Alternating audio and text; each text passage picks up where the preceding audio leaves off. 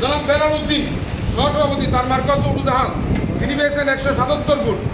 জনাব লিটন কান্তি দাস সহসভাপতি, তার মার্কা হচ্ছে হাঁস, তিনি পেয়েছেন 34 ভোট।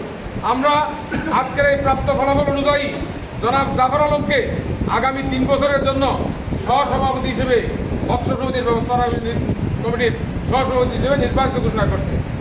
এখন আমি সেক্রেটারির প্রাপ্ত ফলাফলের ভিত্তিতে আমি ফলাফল ঘোষণা করতেছি।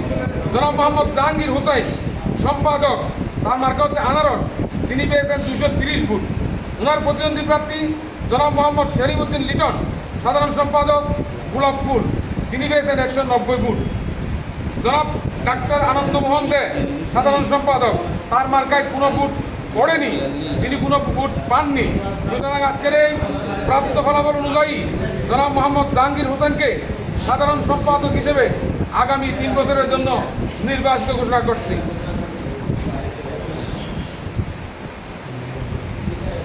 4 নম্বর ব্লগে আপনারা জানেন অন্যান্য ব্লগে বিনা প্রতিদ্বন্দ্বিতায় নির্বাচিত হয়ে গেছেন, শুধুমাত্র 4 নম্বর ব্লগে প্রতিদ্বন্দ্বিতা হয়েছেন। 4 নম্বর এবং 9 নম্বর।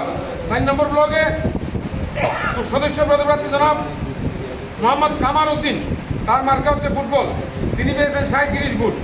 তার প্রতিদ্বন্দ্বী প্রার্থী ছিলেন জনাব আমিনুল মুস্তফা সিদ্দার, তিনি পেয়েছেন 12 ভোট। আমরা জনাব মোহাম্মদ কামাল উদ্দিনকে আজকের এই নির্বাচনে প্রাপ্ত ফলাফল অনুযায়ী নির্বাচিত ঘোষণা করছি। অপর প্রার্থী হচ্ছেন যিনি জনাব মুকুল কান্তি দে, তার মার্কা হচ্ছে আম, তিনি পেয়েছেন 41 ভোট। জনাব এহসান হাবিব রায়হান, তার মার্কা হচ্ছে বই, তিনি পেয়েছেন 10 ভোট। জনাব মোহাম্মদ সরওয়ার কামাল, তার মার্কা হচ্ছে ফুটবল, তিনি পেয়েছেন 1 ভোট।